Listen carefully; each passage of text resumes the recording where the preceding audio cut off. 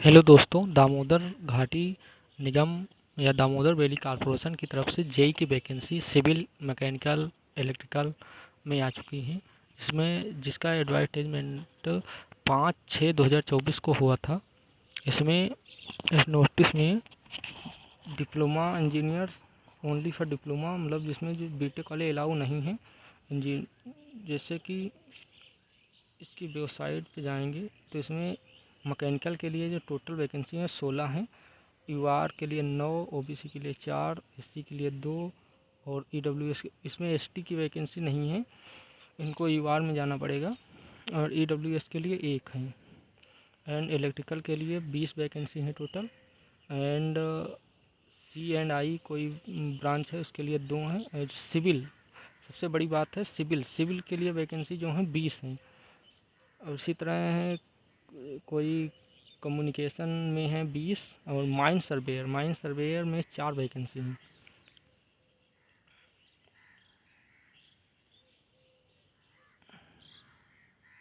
इसी तरह जो एससी ओबीसी बिल पर गवर्नमेंट गाइडलाइंस एज रिलैक्सेशन भी इसमें मिलेगा, जिसका पे स्केल जैसे इसके लिए बेंचमार्क डिसेबिलिटी इन्होंने किया है details for low vision.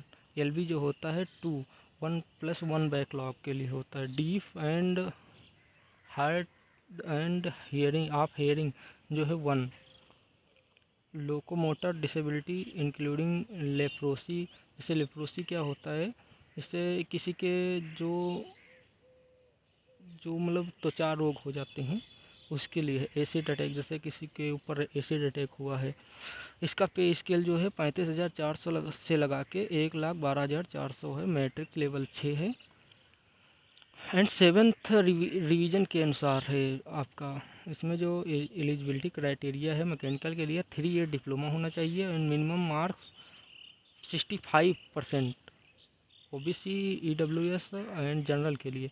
And 60% SC, ST, PWBD के लिए मिनिमम मार्क्स होने ही चाहिए। ऐसे electrical 3 year diploma and mark criteria वही है मैकेनिकल जैसी। एंड इसीलिए सी एंड आई के लिए भी ऐसी है, 3 ईयर डिप्लोमा होना चाहिए। एंड सिविल के लिए जो है 3 year diploma and 60% OBC, SC, ST and PWBD के लिए होना चाहिए 60% mark. And OBC, general, EWS के लिए 65% मार्क होने चाहिए। इसे कम्युनिकेशन में भी ऐसा ही है। और माइन सर्वेयर में matriculation with not less than, इसमें हाई स्कूल जो होना चाहिए 60% मार्क्स से कम नहीं होने चाहिए जनरल, ओबीसी एंड ईडब्ल्यूएस के लिए। एंड 60% मार्क्स एससी, एसटी और पीडब्ल्यूबीडी के लिए होने चाहिए। And surveyor certificate of the competency issued by DGMS से आपको एक सर्वेयर सर्टिफिकेट आपके पास होना चाहिए, तभी आप एलिजिबल। अथवा डिप्लोमा इन माइनिंग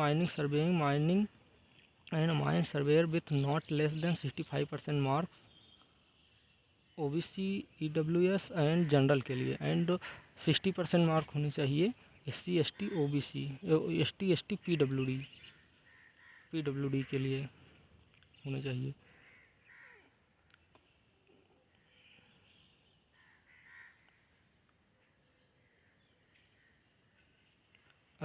जो जैसे इसमें बताया गया है, जो कैंडिडेट लेटरल एंट्री से 2 ईयर डिप्लोमा होता है एक लेटरल एंट्री से, तो वो भी इसके लिए एलिजिबल हैं, अप्लाई कर सकते हैं।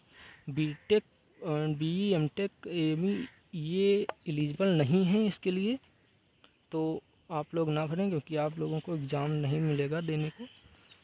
अपर इसमें जो एज लिमिट है, इस एज लिमिट है जो, तो जूनियर इंजीनियर के लिए है 18 ईयर, 18 साल है। और मैक्सिमम 28 साल के लिए है।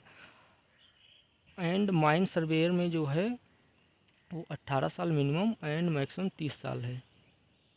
SC, ST, OBC no upper age limit for DVC department candidates, मतलब SC, OBC, NCL, PWD and ex serviceman के लिए कैंडिडेट जो हैं वो गवर्नमेंट ऑफ इंडिया मैनुअल के हिसाब से, गाइडलाइंस के हिसाब से आपको एज रिलैक्सेशन दिया जाएगा। एंड जो डीवीसी डिपार्टमेंटल कैंडिडेट हैं उनके लिए इसमें कोई एज रिलैक्सेशन मतलब एज लिमिट नहीं है, किसी भी एज के इसमें भर सकते हैं। रिटायरमेंट मतलब रिटायरमेंट से पहले वाले, रिटायरमेंट के बाद वाले नहीं भर सकते। Selected candidate after computer based test will be have mandatory produce final marksheet, मतलब जो CBT 1 मतलब जो CBT होगा आपका कंप्यूटर बेस्ड एग्ज़ाम होगा, उसके बाद आपको मैंडेटरी होगा कि आपकी marksheet and certificate course time मतलब वेरिफिकेशन के टाइम आपको उनको सर्टिफिकेट मार्कशीट देना ही होगा। ऐसा नहीं कि आपने अपीयरिंग में भर दिया तो उस समय आपके पास नहीं हो, मतलब उस समय होना ही चाहिए। एंड रिजर्वेशन जो होगा वो आपको गवर्नमेंट ऑफ इंडिया मैनुअल के हिसाब से मिलेगा। एंड J&K जो जम्मू एंड कश्मीर के हैं उनके लिए है इकोनॉमिकल व्हीकल सेक्शन के लिए, नॉन क्रीमिलियर जो OBC में आते हैं उनके लिए, SC ST OBC इन सब के लिए है गवर्नमेंट ऑफ इंडिया मैनुअल के हिसाब से। जो डिसेबिलिटी का नेचर होना चाहिए वो परमानेंट होना चाहिए, जैसे कुछ टाइम के लिए डिसेबल हो गए तो वो नहीं माने। 40% मिनिमम डिसेबिलिटी होनी चाहिए। रिलैक्सेशन इन अपर एज लिमिट 3 ईयर OBC के लिए होगा एंड SC ST के लिए 5 ईयर होगा एंड 10 ईयर PWD के लिए 10 ईयर होगा। 15 year of the PWD candidate belong to SC ST, जैसे OBC के लिए OBC से जो हैं उनके लिए 13 साल एंड जो जनरल से बिलोंग करते हैं PWD कैंडिडेट उनके लिए 10 साल होगा और जो कैटेगरी जो SC ST कैटेगरी से बिलोंग करते हैं उनके लिए 15 साल के लिए। J&K जैसे जम्मू एंड कश्मीर डोमिसाइल से होंगे उनको गवर्नमेंट ऑफ इंडिया मैनुअल के हिसाब से दिया जाएगा। रिजर्वेशन क्राइटेरिया जो है रिलैक्सेशन भी गवर्नमेंट ऑफ इंडिया मैनुअल के हिसाब से दिया जाएगा। Reservation relaxation for OBC and CL is subjected to submission of the copy of the latest OBC certificate along with NCL in format prescribed by the government of India। जो government of India मतलब central government की जो caste certificate बनता है उसके हिसाब से इसको आपको मतलब लेटेस्ट बनवा लेना चाहिए और उसी के हिसाब से आपको इसमें रिजर्वेशन रिलैक्सेशन मिलेगा। Creamy layer are not entitled to consent admission in a OBC category and such candidate have indicated their category as general। अगर आप नॉन क्रीमी लेयर से नहीं आते हैं, जैसे नॉन क्रीमी लेयर से नहीं आते हैं तो आप as a general candidate treat किए जाएंगे। अगर जम्मू एंड कश्मीर की बात करें एंड एक सर्विसमैन की बात करें तो जो bill subjected to submission of relevant age relaxation domicile certificate discharge certificate ETC prescribe format issues concerning authority of the time of the documents verification is called. जो जम्मू एंड कश्मीर और जो एक सर्विसमैन हैं जो अथॉरिटी जिस अथॉरिटी में काम करते हैं या गवर्नमेंट ऑफ इंडिया मैनुअल के हिसाब से जो भी है उसमें एज रिलैक्सेशन दिया जाएगा आपको रिजर्वेशन में।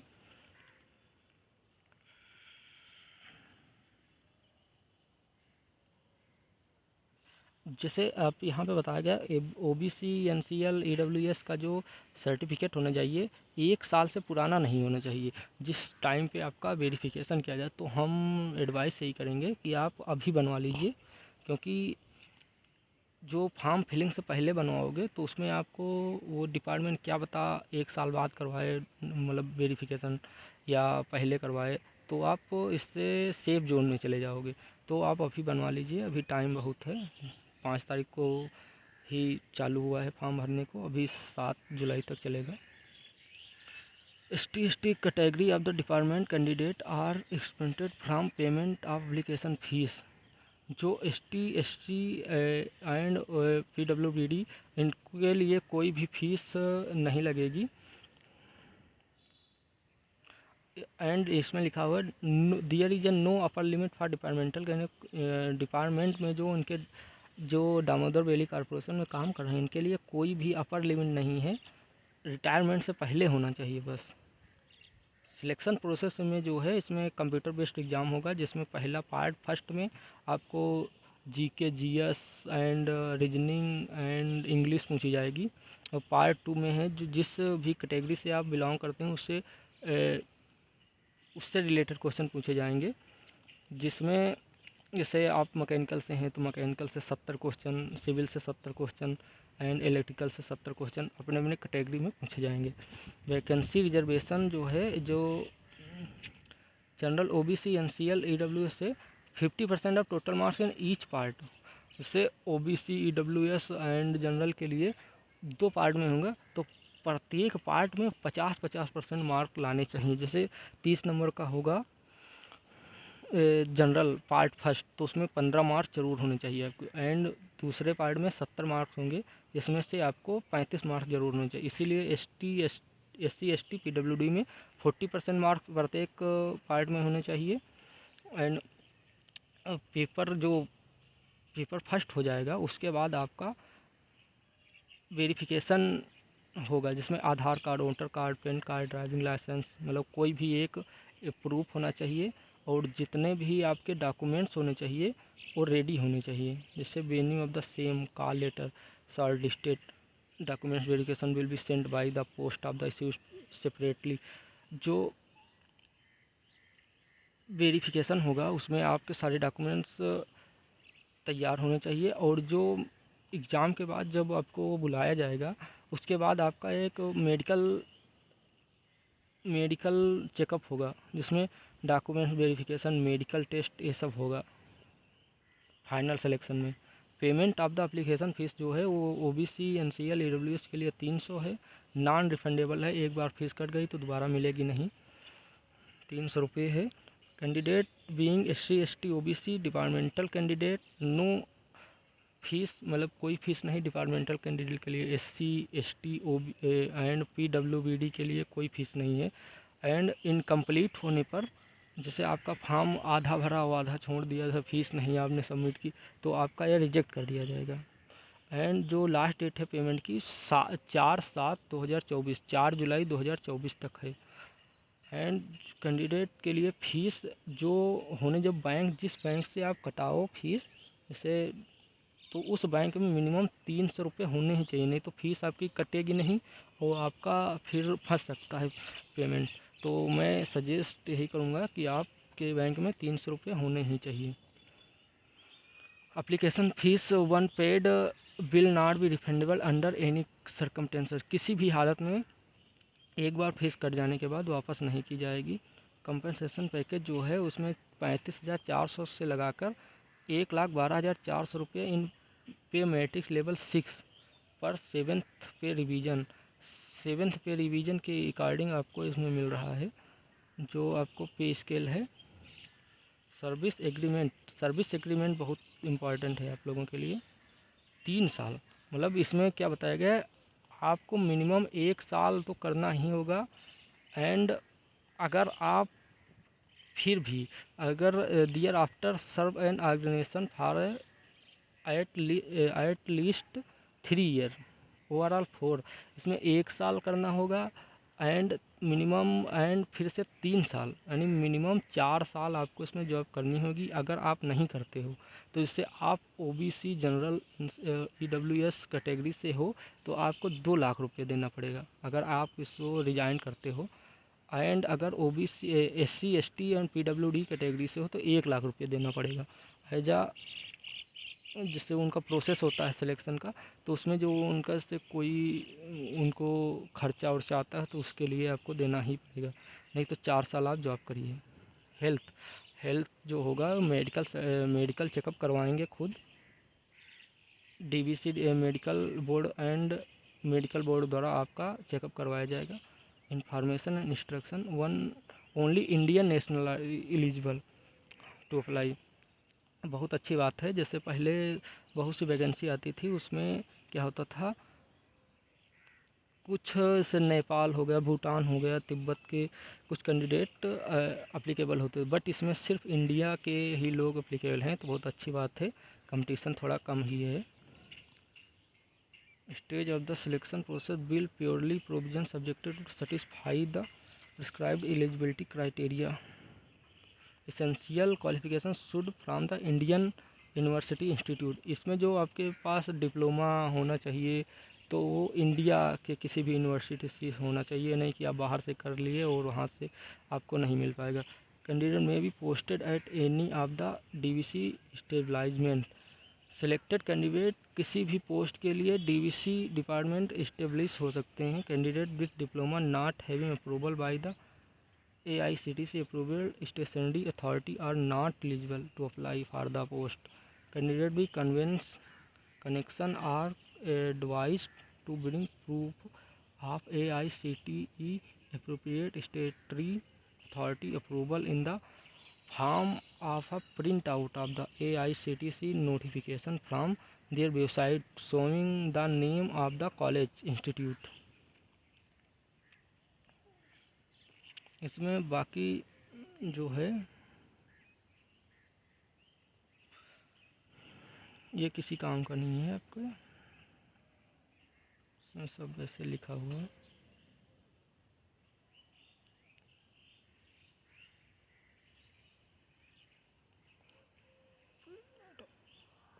इसमें क्या बताया गया, जैसे जब आपका फॉर्म फिल हो जाएगा तो उसको प्रिंट ऑफ एप्लीकेशन फॉर्म करना पड़ेगा and proof of date of birth, जैसे जो डेट ऑफ बर्थ सर्टिफिकेट लगाओगे उसमें 10th की मार्कशीट हो जाएगी या 10th की मार्कशीट या 10th का सर्टिफिकेट होगा। Valid certificate and marksheet 11th 12th and मतलब 10th एंड 12th की मार्कशीट होनी चाहिए। एंड डिप्लोमा इन जिस भी आप डिसिप्लिन से हो उस डिसिप्लिन का आपके पास 3 ईयर डिप्लोमा हो जाइए, semester wise and year wise.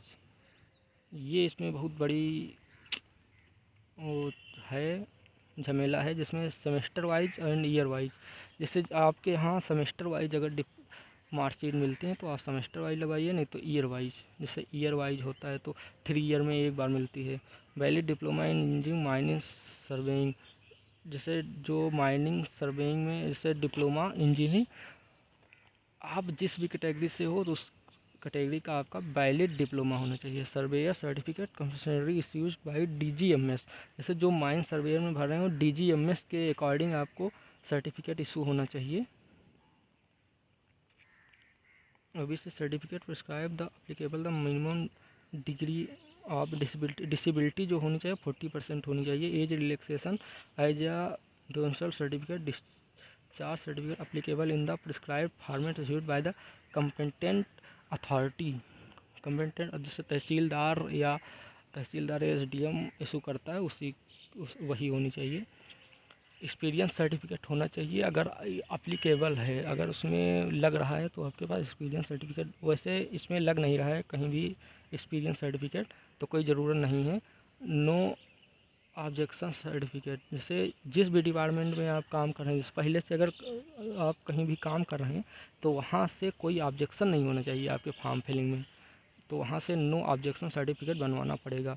या गवर्नमेंट ऑफ इंडिया या सेमी गवर्नमेंट, जैसे जिस भी PSU में आप काम करते हैं या फिर गवर्नमेंट ऑफ इंडिया के किसी भी डिपार्टमेंट में काम करते हैं तो वहाँ से आपको बनवाना पड़ेगा। 4 recent passport size coloured photograph, 4 photo होने चाहिए आपके पास रिसेंट, एक ही बार में बनवा लीजिए क्योंकि वहाँ एग्ज़ाम के टाइम पे भी आपको देना पड़ेगा। Identify proof, Aadhaar card, PAN card, passport, driving licence, voter ID कोई एक होनी चाहिए। इसके लिए आपको फॉर्म फिलिंग के लिए करना क्या है, गवर्नमेंट ऑफ www.dvc.government.in पे जाना है, उसके करियर पोर्शन में जाना पड़ेगा, फिर रिक्वायरमेंट पोर्शन में जाना पड़ेगा। वहीं पे 3 लाइंस बनी होंगी तो उस पर क्लिक करोगे तो उसमें नीचे एक करियर का ऑप्शन आएगा, उसके करियर पे क्लिक करोगे तो एक रिक्वायरमेंट में आएगा। तो रिक्वायरमेंट पे क्लिक करने के बाद एक आएगा requirement notice and requirement result, तो आपको रिक्वायरमेंट नोटिस पे क्लिक करना है। क्लोजिंग डेट जो है वो 4/7/2024 से रात में 11:59 तक। Closing date payment application same है 4/7/2024। No other mean mode of the application shall be accepted, only online mode में ही फीस मतलब ये ले रहे हैं। सिर्फ एक कैंडिडेट एक पोस्ट के लिए ही अप्लाई कर सकता है। Candidate can be select preference test centre 3 centre preference होंगे जिसमें से आप सिलेक्ट कर सकते हो। 3 सेंटर आपको सिलेक्ट करना पड़ेगा, इसमें से जहाँ भी खाली होगा पहला सिलेक्ट होगा तो अगर होगा तो पहला मिल जाएगा, वरना आपको जो जो भी होगा उसको आपको दिया जाएगा। इसमें जो एप्लीकेशन फ़ीस है 300 रुपये है। एप्लीकेशन फ़ीस दोबारा वापस नहीं की जाएगी। जो इसमें स्कैन फ़ोटो का जो फ़ोटो आपका लगेगा वो 200 DPI का होना चाहिए, 10 KB से 100 KB के बीच में होना चाहिए।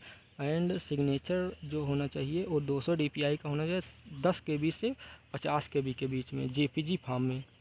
डेट ऑफ बर्थ प्रूफ जो होना चाहिए 1 MB का होना चाहिए, जिससे क्वालिफिकेशन सर्टिफिकेट, मार्कशीट और ये सब 1 MB का होना चाहिए PDF फॉर्म में। Candidate working government, no objection certificate 1 MB का होना चाहिए PDF फॉर्मेट में। कास्ट सर्टिफिकेट 1 MB का होना चाहिए PDF फॉर्म में। Person with benchmark disability 1 MB का होना चाहिए PDF फॉर्म में। एंड डोमिसाइल कमर एज रिलैक्सेशन जो सर्टिफिकेट होगा वो भी 1 MB का होना चाहिए PDF फॉर्म में। EWS सर्टिफिकेट 1 MB का होना चाहिए, गवर्नमेंट ऑफ इंडिया के द्वारा होना चाहिए। Application are advise to take print out, आपको सबमिशन के बाद प्रिंट आउट लेना अनिवार्य है, क्योंकि ये जब आप वहाँ डॉक्यूमेंट वेरिफिकेशन करवाओगे तो वहाँ पे लगेगा। 1 रिसेंट स्कैन फ़ोटो साइज जो होना चाहिए वो 3.5 सेंटीमीटर से 3.5 सेंटीमीटर, बेडमिन 10 KB से 100 KB के बीच में। एंड सिग्नेचर भी 10 KB से 50 KB के बीच में होना चाहिए। 10th certificate and 12th certificate अथवा 12th estimation qualification certificate along with the photograph and signature.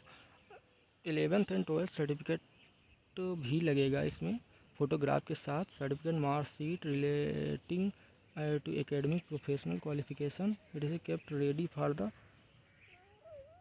Entering marks. एक ईमेल आईडी होनी चाहिए, एक कॉन्टेक्ट नंबर होना चाहिए। स्टेप 1 में आप इस फॉर्म को फिल करोगे, particular in the online application form. And part second में अपलोड करोगे photo and marksheets, signature, other documents and preview करोगे पार्ट स्टेप 3 में। स्टेप 4 में जो होगा वो फीस पे करोगे। फिर 5 में इसको सबमिट करोगे। एप्लीकेशन पेमेंट रिसिप्ट नंबर आपको मिल जाएगी। Application 1 submitted can not be edited, एक बार आप एप्लीकेशन सबमिट कर दोगे तो दोबारा वो एडिट नहीं होगा। तो प्रीव्यू करने पे आप अच्छी तरह से चेक कर लें, कहीं भी गलती है तो उसको एडिट कर लें।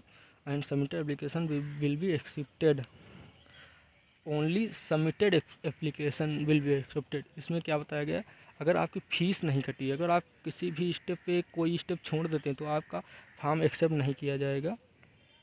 And no request with respect to the change in any data entered by the candidate, अगर आपने एक बार सबमिट कर दिया तो कोई भी डाटा एडिट करने के लिए आप रिक्वेस्ट नहीं कर सकते इनसे।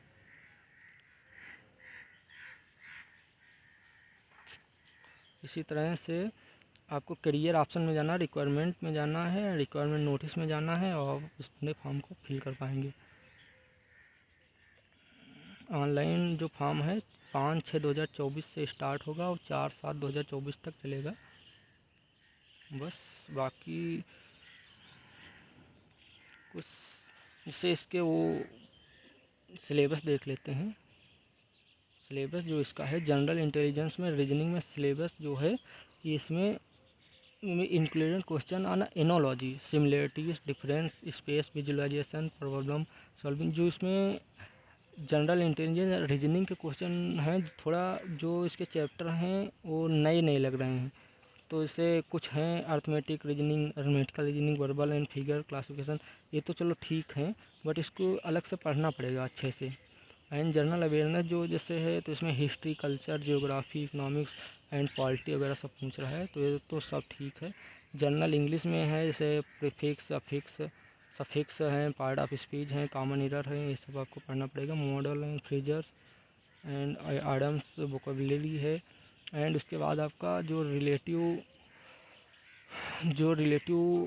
आपका पार्ट है उससे आ जाता है। जैसे आप मैकेनिकल से हैं, इसमें से मैकेनिकल का है ए, एंड मैट्रिक्स वगैरह है, ये आपका इलेक्ट्रिकल का है, इलेक्ट्रिकल की है। ये सिविल का, सिविल जैसे कंक्रीट टेक्नोलॉजी हो गया, construction material management, structure engineer, soil mechanics, foundation, highway, railway, water supply, survey, quality, miscellaneous, ये सब होना चाहिए। इलेक्ट्रिकल का बेसिक इंटरेस्ट कम्युनिकेशन में है, जैसे basic electrical devices and circuits, digital electronics, ये सब कम्युनिकेशन का है। ये सब इससे कोई मतलब नहीं है आपको, बस आपका ये इतना ही है। आप तो मैं इसका वीडियो अलग से बना दूंगा कि कैसे फॉर्म फिल किया जाएगा। आप वहाँ से, अगर आप नए हैं तो आप इस चैनल को सब्सक्राइब कर लें ऐसी ही तमाम सारी अपडेट पाने के लिए। धन्यवाद।